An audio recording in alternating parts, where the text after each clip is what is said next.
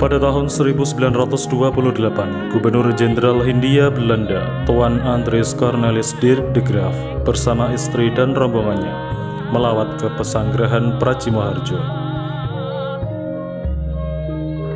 Kunjungan kenegaraan ini dalam rangka menghadiri jamuan yang diadakan oleh Susuhunan Pakubuwono ke-10.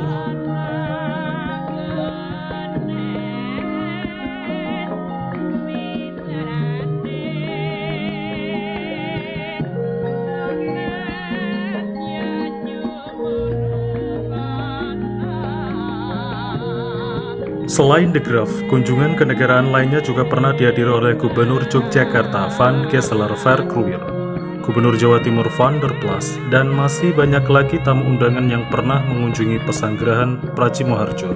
Bahkan, Pangeran Kerajaan Siam bernama Paribatra pernah berkunjung ke tempat itu.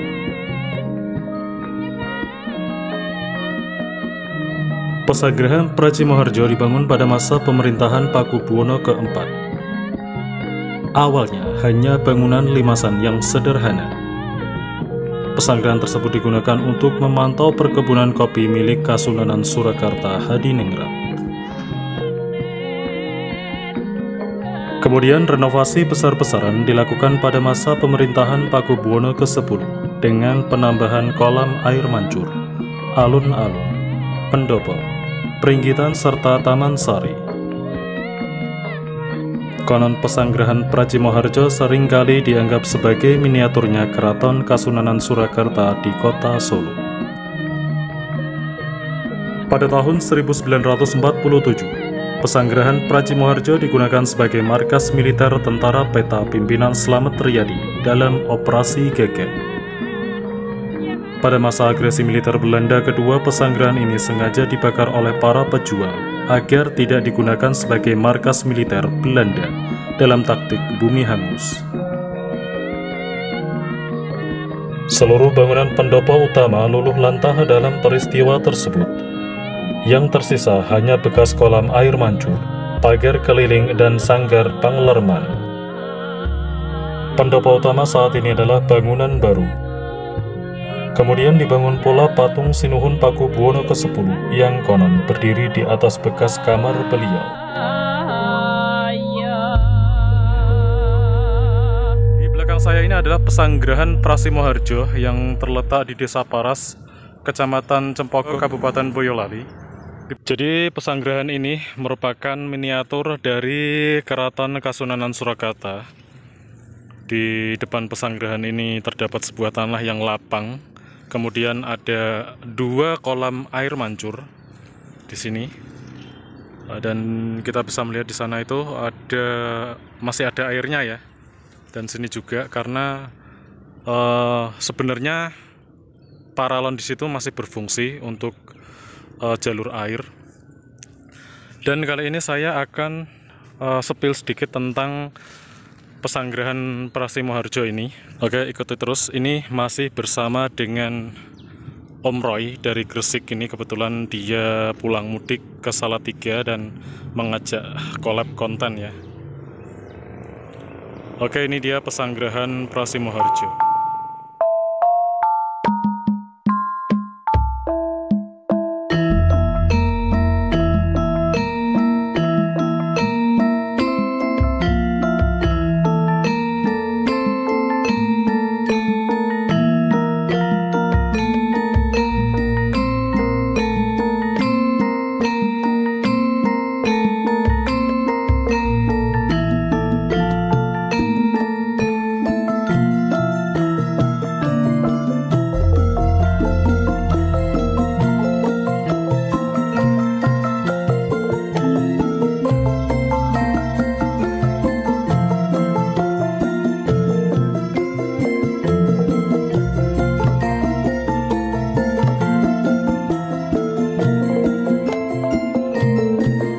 Selain dari bangunan joglo yang merupakan bangunan utama di sana itu, ini ada bangunan yang bercorak kolonial. Ini yang membangun adalah anak dari Susuhunan Pakubuwono ke-10. Dan di depan bangunan ini kita bisa melihat ada beberapa antafik candi dan panel-panelnya ini. Ini seperti ini. Ini konon saat penggalian atau pembangunan bangunan ini ditemukan di dasar tanah ya, kemudian diangkat dan dijadikan satu di sini. Ini ada lumpang ya, watu lumpang ya. Ini Antafik Candi dan banyak sekali. Ini yang lain di sini nih.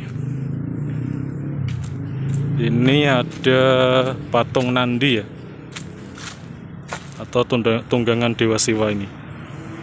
Patung Nandi. Oke sobat sejarah, saat ini saya sedang berada di bagian belakang ya dari Pesanggerahan Prasimoharjo. Dari sini saya mendapati sebuah foto lawas koleksi Kit Elvi Leiden. Kita akan samakan dengan kondisi sekarang ya. Di sini juga terdapat sebuah pancuran air, sama kayak yang di depan tadi ada dua, tapi kalau di sini ada satu. Ini dia di belakang saya ini.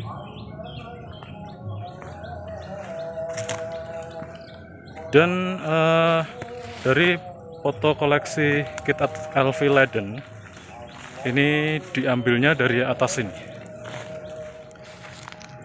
Jadi ini saya akan mengambil gambar dari atas ini.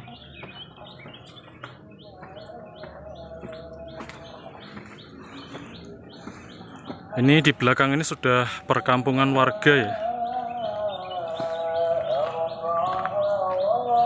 Sudah perkampungan warga. Dan dari sini ini kita akan bandingkan dengan foto lawasnya ya.